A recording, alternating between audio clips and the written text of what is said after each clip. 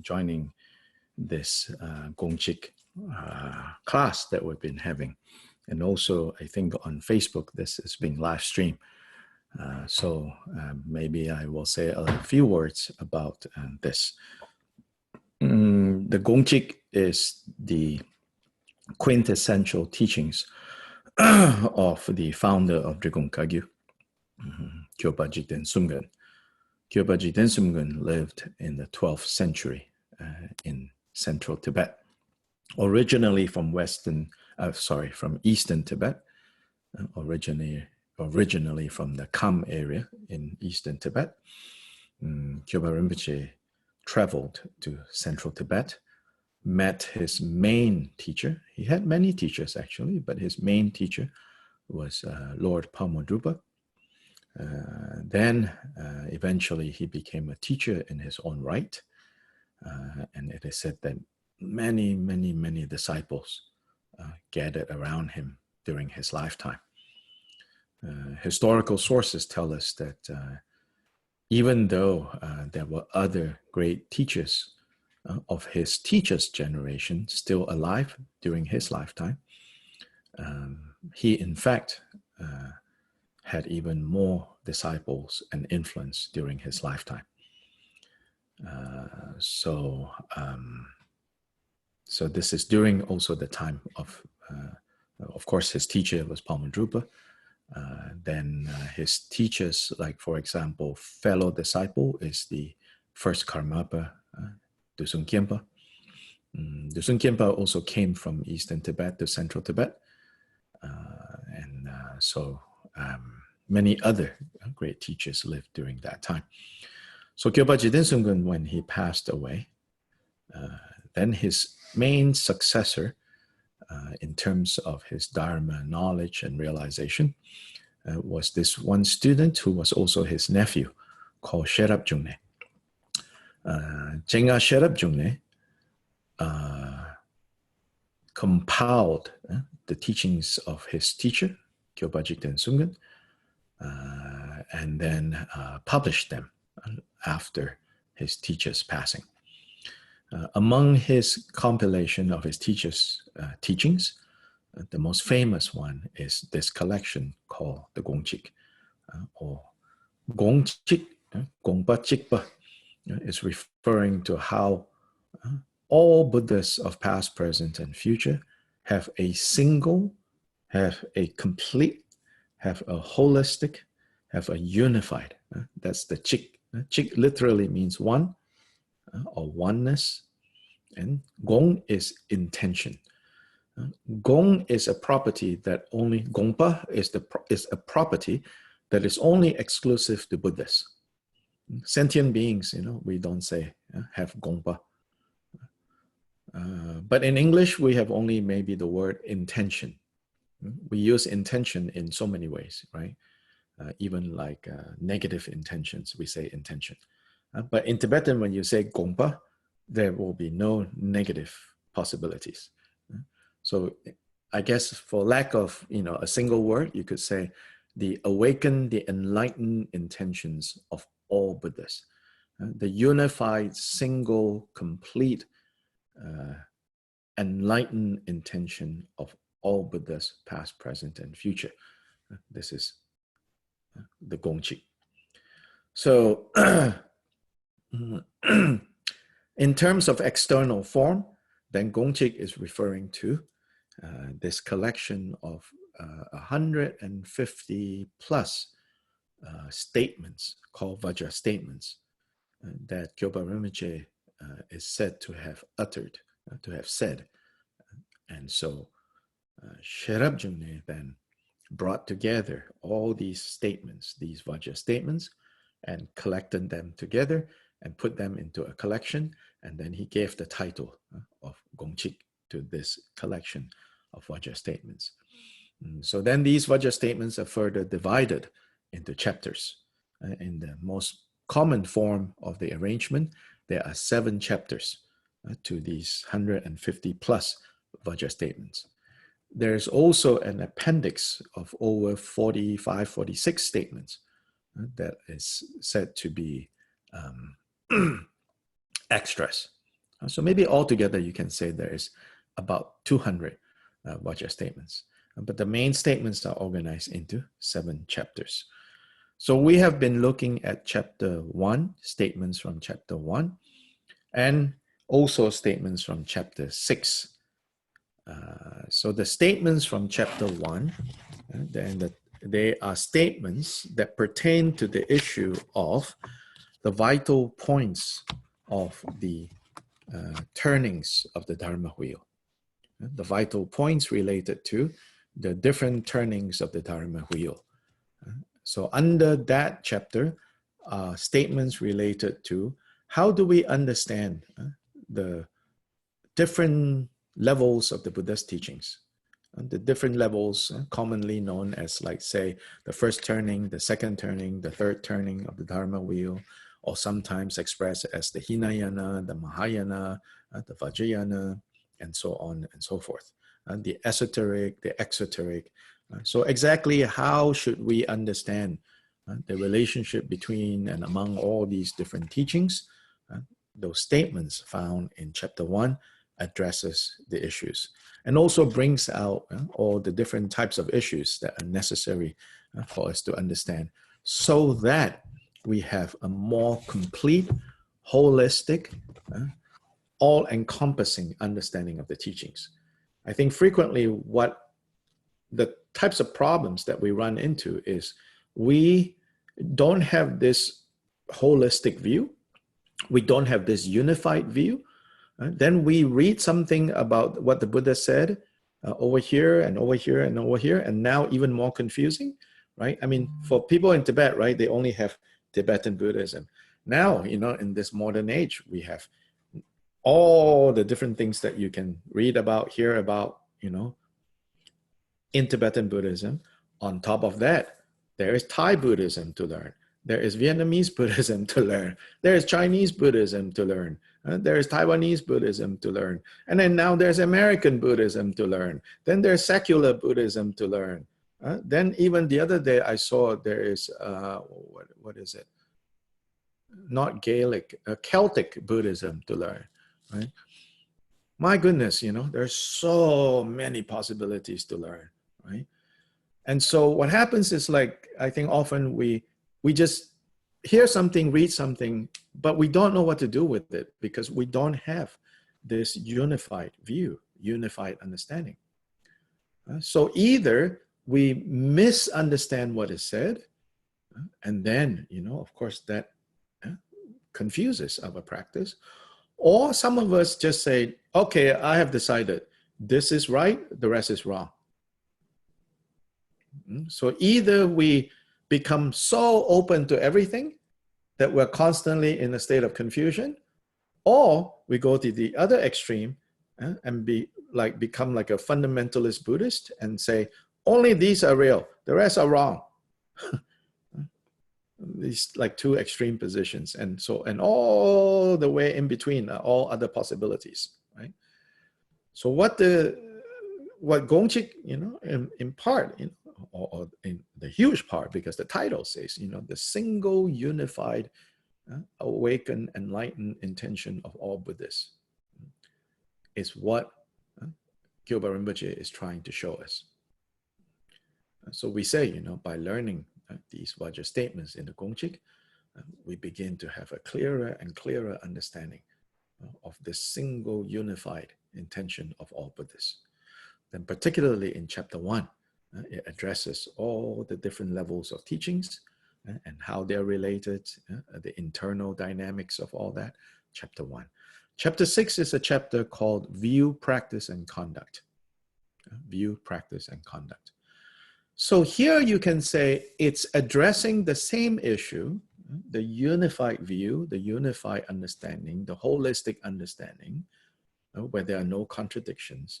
But here, specific to the context of view, meaning what is the understanding that you need to have before you do what? Before you practice, before you meditate, before you do the formal practices. And then your formal practices should not be the only way you practice. Your formal practices and your understanding should change and affect the way you conduct yourself in the world. So that's the third. So view, practice, or meditation, and conduct. So this, you can say, is addressing the same issue, but more from the perspective of when you actually hit the road, so to say, what do you need to know? And so if the contents of chapter 1 is more theoretical, if we want to say it that way, then the contents of chapter 6 is more practical, with the understanding that you need both. It's not like you choose one and abandon the other. You need both. They guide us. They provide us with the necessary guidance. So anyway, we've been looking at statements from chapter 6. And the reason why we are sort of reading chapter 1 and 6 simultaneously is because we know that in the earlier editions of the Gongchik, it appears like there are different ways of arranging the chapters. So in some early manuscripts, what is now chapter 6 is was actually chapter 1. Yeah, and so that's why. So we're reading them kind of side by side. Then in particular, we are reading this by reading an influential commentary, but later, about 400 years later, a commentary was written on these Vajra statements. That commentary is called Nimanangwa, which is like the light of the sun. And it was composed by the all-knowing, they call him, Gongchik, because he knew so much, right? Not literally all-knowing like Buddha Shakyamuni, but it's an expression in Tibetan. When you call someone Gongchik, all-knowing, that means they knew so much. So there is one person in the Drigong lineage that universally they will say he is Gongchik. He knows so many things. And that was Choki Drakpa, Gongchik Choki Drakpa, which lived around same time, lived in the same time period as the 5th Dalai Lama. And in fact, him and the 5th Dalai Lama were friends. So Gongchik Choki Drakpa's commentary is this Nimanangwa. And all of this is made possible, this study, because of the publication of that translation, as well as very useful notes provided by the translator, which is Professor Sobish, over in Europe, produced this book called The Buddha's Single Intention, published by Wisdom Publications. So we have been relying on this translation. So we have to remember the kindness of translators. Without the kindness of the translators and their dedication, many of us, myself included, will have very little access to these teachings. So let us not forget the kindness of translators.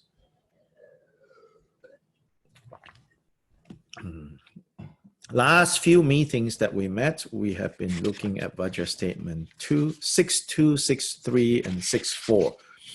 So 6.2, 6.3, 6.4, they are, you could say, a cluster of statements related to the teaching that is crucial in Mahamudra, which is to develop the understanding that the reality that we call reality is in fact a reality that is dependent on our own minds. And therefore, if our mind is confused, that reality is similarly confused. And if our mind is extremely confused, then the reality we will experience will be extremely confused. And if our mind is purified of obscurations and therefore free from confusion, then the reality we perceive will be free from confusion. So that's statement 2, 3, 4. And 4 is a statement, as you remember, that kind of cautions us not to therefore think if everything is just a product and result of mind, then I can just simply think whatever I want, and then it will be like that. So that is like a very bad reading of the teaching that everything is mind, or everything is determined by mind. In the Dhammapada, it already says, all states of beings, all states of existence are dependent on mind. And when the mind is confused, then it's confused, the experiences. Then the reality that we are so committed to is confused. But if the mind is clear, but then that kind of teaching sometimes lead to people, especially I would say, in the so-called New Age circles, or in the self-help, spirituality. Sometimes it leads to people thinking, oh, if that's the case, then whatever I think, it becomes that. Statement 6.4 actually says, no, that's not how it works. Even though, everything is dependent on mind, it is also not so simple and not so easy. Like you cannot just think, oh, that wall, yeah, it looks solid, but it's not, well, then try, running into it. Then you'll discover whether it's solid or not solid. But is it possible to actually walk through walls? According to these teachings, it is, but it requires great investment of causes. In the old days, then you develop supernatural powers. In contemporary times, if you ask me, we don't need to waste time with that, because we have scientists who have taken great interest in figuring those things out. So we leave the work to them. When they've figured it out, we just pay them some money and we can walk through walls. There's one story like that, during the time of the Buddha. There was an ascetic who was training his mind, refining his mind. But the reason it appears that he was training and refining his mind is to do things like that, to do things that seems to be mind over matter, as we say it, these magical powers. So he was very proud. So he came to the Buddha. He heard many people say, oh, there's this person who is called Buddha, meaning he's awake, he's enlightened. So he was curious, so he went to see Buddha, our Buddha Shakyamuni. And he said, so people say you're Buddha, are you? And Buddha Shakyamuni said, yes, I am. I'm awake. That's what Buddha means. I'm awake. I'm free from confusion. So then he said, so in your understanding, Buddha free from confusion, what can you do? Meaning, show me your power. Because he's thinking in terms of power. He's thinking in terms, like to be spiritual, to be advanced means, you can do all these things that subvert seemingly, right? The laws of the natural laws, right? So he said, what can you do? Buddha said, well, I'm awake, And he's not satisfied, this guy, he said, but what can you actually do? And Buddha said, well, let me ask you, what can you do? And he said, me? I can walk on water and not sink. And Buddha said, oh, well, that's impressive. Then Buddha said, and how long did you practice to gain this power of walking on water and not sinking? And he said some number of years, I don't remember the details. Buddha said, oh, really? So this guy was thinking, oh, now this so-called Buddha is so impressed by my ability. But instead, the Buddha said to him, he said, oh, 9 years, huh? Or whatever the number of years, right? And the guy said, yes. Buddha said, You see? And so they were like on the banks of a river. And the Buddha said, you see that man over there? So the Buddha pointed over to the banks of the river. And over there was a man, with a little boat. And so his livelihood is as a ferryman. The Buddha said, you took 9 years to develop the ability to walk on water, presumably so that you can cross this river. I pay the ferryman 1 cent or $1 or whatever, and I get across to the other side. It's like, ascetic, you should train your mind for other purposes. Don't be foolish, So in a way, anyway, talking about supernatural powers and all of that, at this day and time, although it's very exciting, I will be the first to, say I get excited, because my choice of movies and all of that, it's all like, Harry Potter, things like that.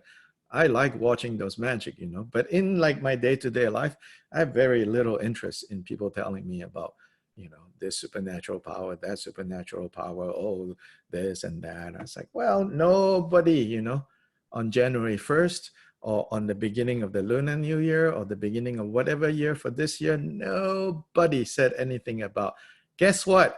This pandemic is coming, So if anyone has any supernatural powers, right, that they can actually convincingly, they should have gotten the chance, and really become famous, right?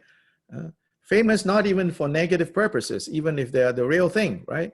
They should have just declared and said, trust me, right? If this is going to happen, then I have other things to tell you to how to improve your lives. Nobody did that, okay? So how much we should, kind of waste our time on this magic, that magic, you decide. So I have decided, Anyway, so Vajra Statement 6.4 addresses some of these issues and say, it's not the case, that because things are determined by mind and things are mind only, so to say, it is also not the case that, you cannot say, because I think like that, it will become like that. No, it's not. That commentary also addresses the so-called supernatural powers. And there, the point being made is, it says, it's not supernatural powers. It's not like working against the laws of nature. It's actually understanding the laws of nature. Then they're able to work with those principles, work with those laws, works with those natural working of things, and make things that ordinarily would not happen. In my understanding, we are talking about technology. I mean, look at a microwave oven. Oh my goodness, that's magic. Look at the planes flying in the air, that's like magic, right? Because I don't have the technology and don't have the capacity, I cannot even make this stupid, bookmark hover in the air right now, But people who build planes have figured out, how heavy is a plane? Like a ton or something like that? Fly in the air for 18 hours. That's magic, Oh, that's technology. Yeah. Now, 6.5, statement 5 of chapter 6. Now it's going in a different direction. But still related, but it's going in a slightly different direction. And this statement says, the guru who does not possess the characteristics cannot produce the qualities. So this is a very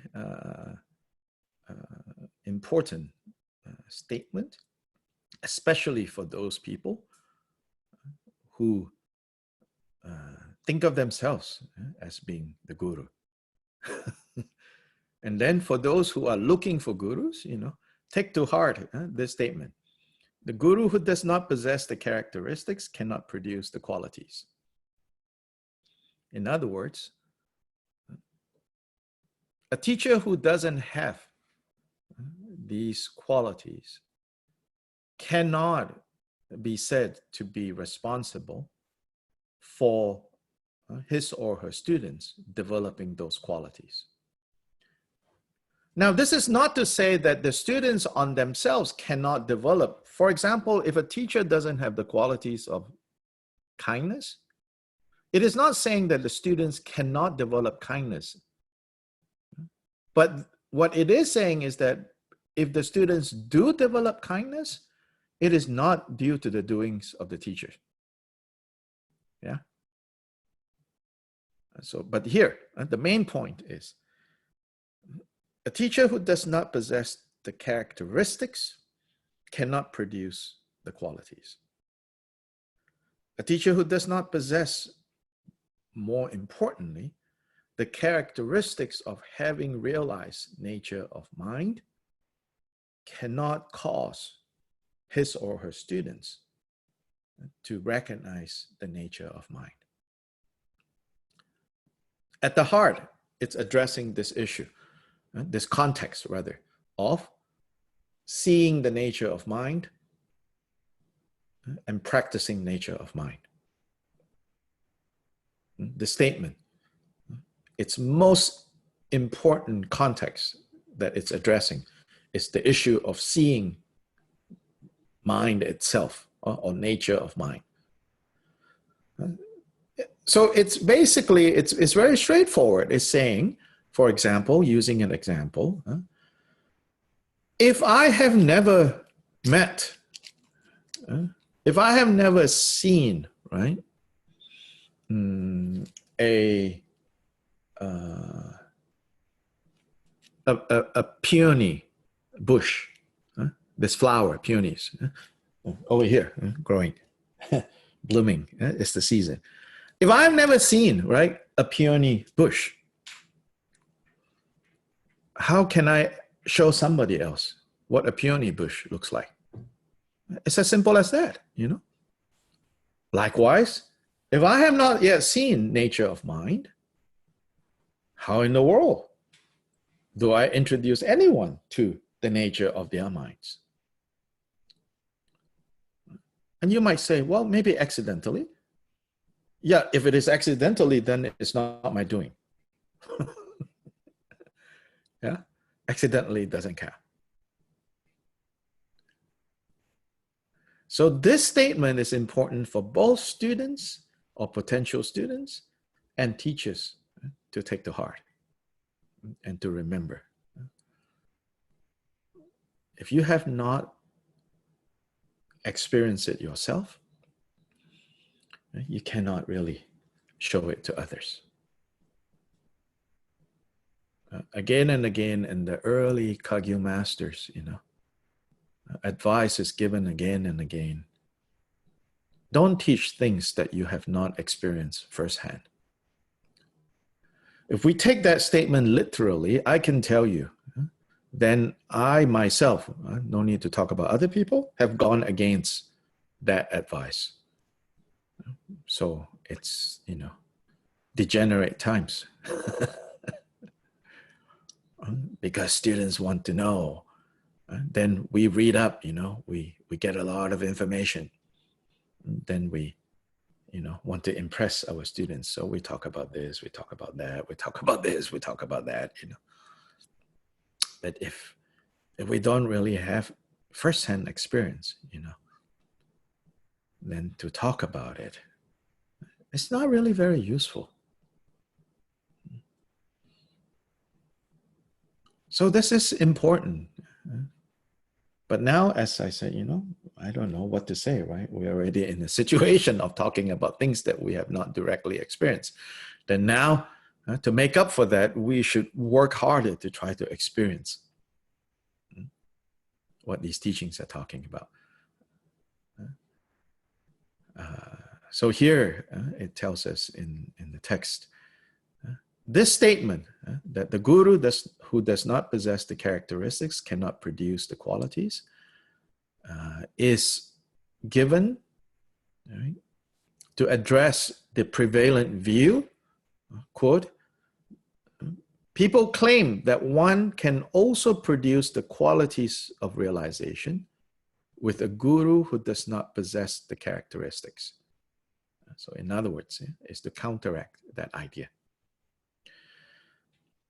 So here, Chogi Dragpa's commentary, it says, concerning the cultivation of the qualities of the disciple's mental continuum, so concerning that,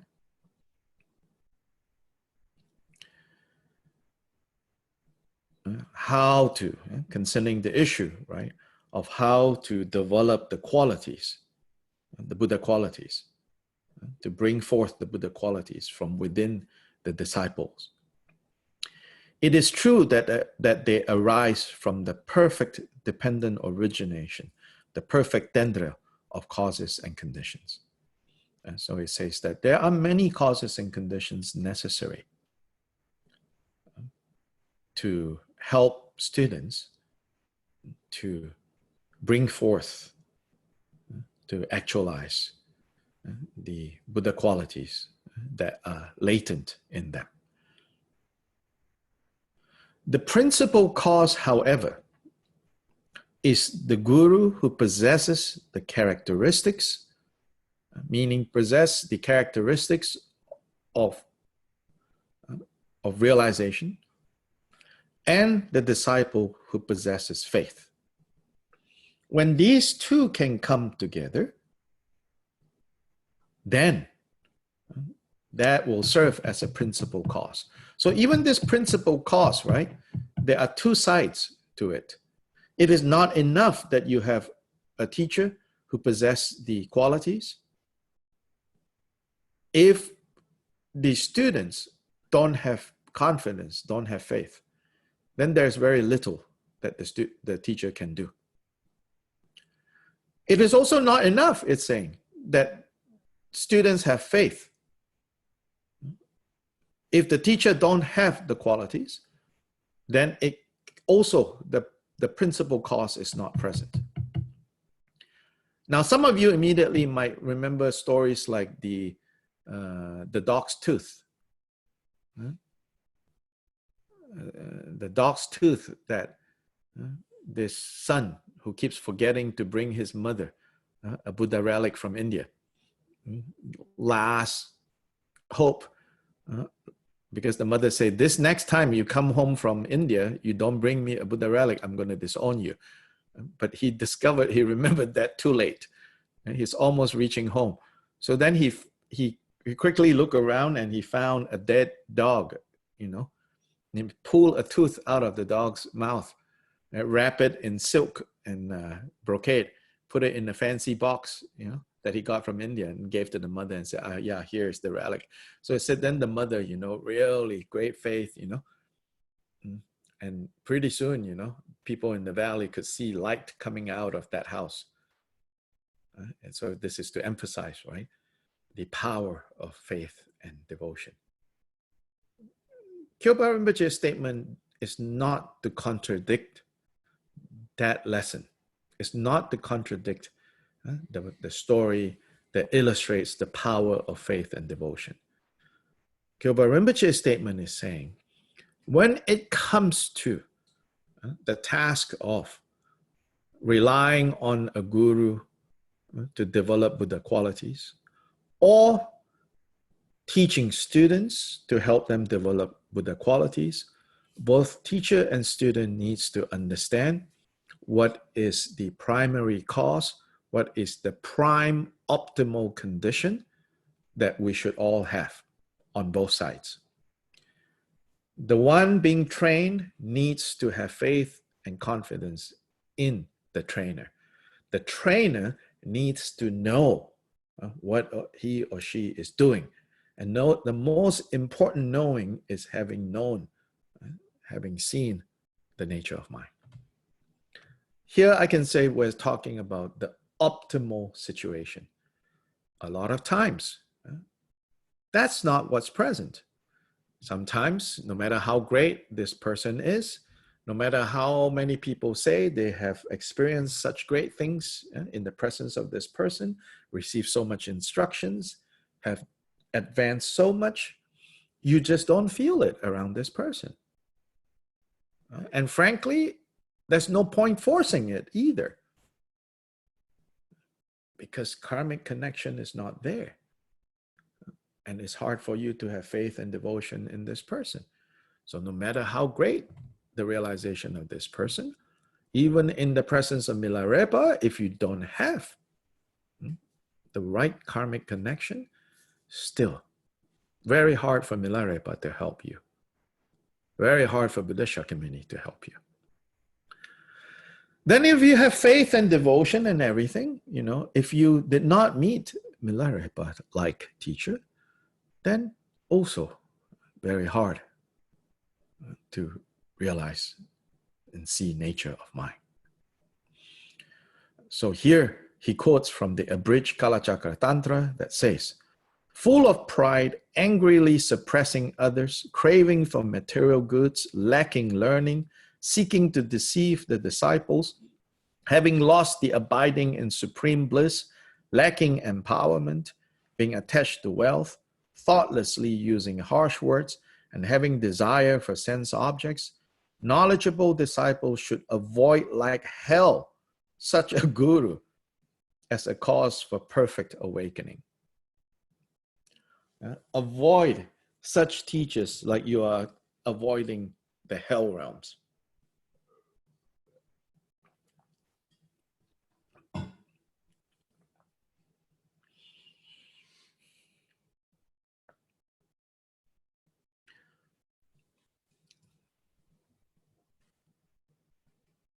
Let me just say, at first sight, these individuals will not look like this.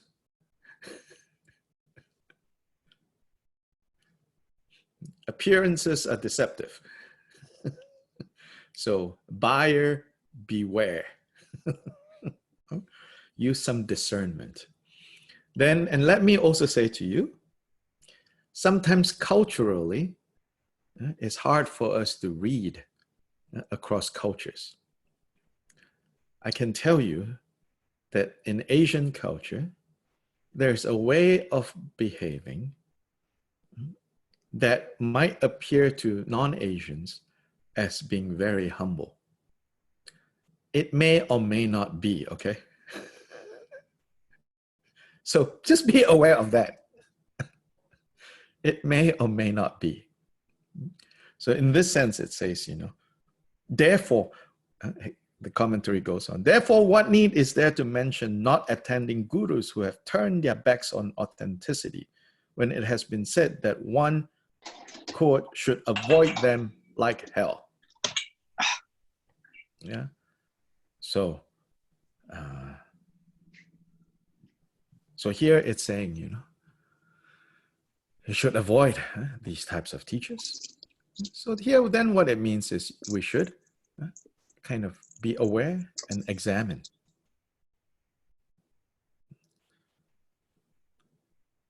Not to just blindly follow. Observe. Don't do this, in a fault-finding way. Then, if that's the case, then no, you will never find anyone that will work. If you go about, right, investigating teachers, discerning teachers, but not in the sense of like, in a constructive sense, but in the sense of finding fault because of your own pride, because of your unwillingness to be trained, then even Shakyamuni will have faults. So that's also true, okay?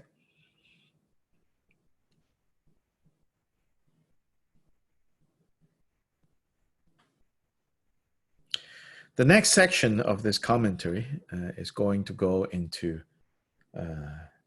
messier territory. Because life is messy, if we talk about things, and it seems so clear, so exact, so simple, it means it's very theoretical. And sometimes we have to begin like this, theoretically, everything is just crystal clear, black and white, the way the Buddha sees it. But the way Buddha sees it in such perfect clarity is not because of being naive. For us, it's still due to being naive. We hear these teachings and we say, oh, so clear, absolutely, wow. We're just being naive, But it's a good naivete if it is to inspire us to adopt and practice the teachings. But then in reality, when the rubber hits the road, as we say, then funny smells will come. When the rubber hits the road, then funny smells will come. Then you're like, oh, wait, it's not that simple. It's messy. Yeah, of course, because life is messy, because samsara is messy, So the next part of this commentary, we will continue on Wednesday when we continue our Gongchik studies. So tomorrow, we will do the Buddha Shakyamuni sadhana with the Anapanasati meditation. And then we will have teachings on the Lalita Vistara. Please read Lalita Vistara at your own pace. And you have a good day. Remember, the teaching of all of Buddhas is first, not to create non-virtue, to cultivate all virtue, and to tame the mind, to subdue the mind. So as I suggested yesterday, during Sakadawa season, you can use this as a way to help you work on some things that you want to work on. This is like a Buddhist Lent period. Identify one non-virtue that you habitually kind of get into. Hopefully it's not a very serious one, like killing.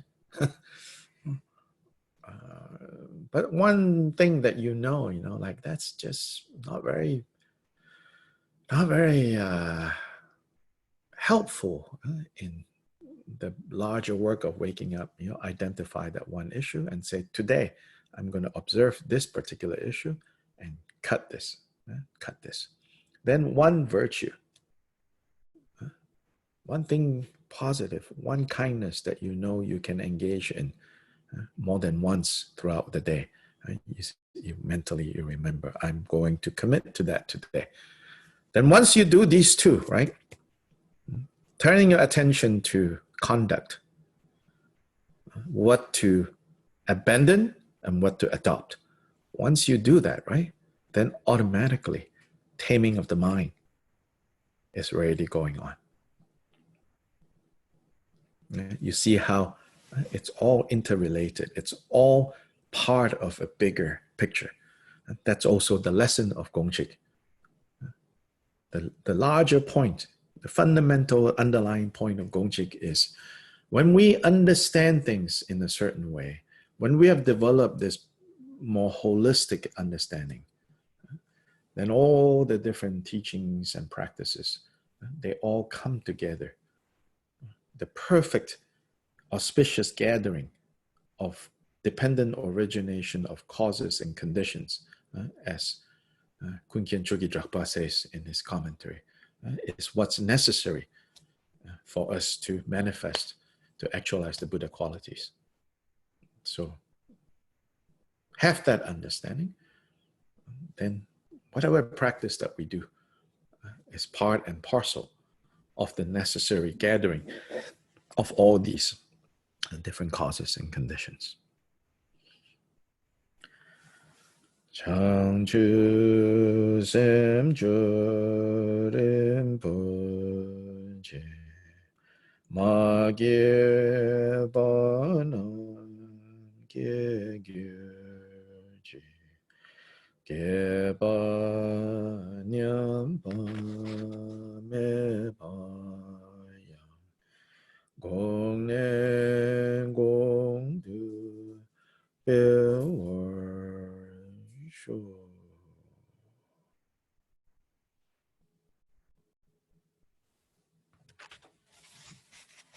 Thank you. Happy Monday. Thank you. Gracias.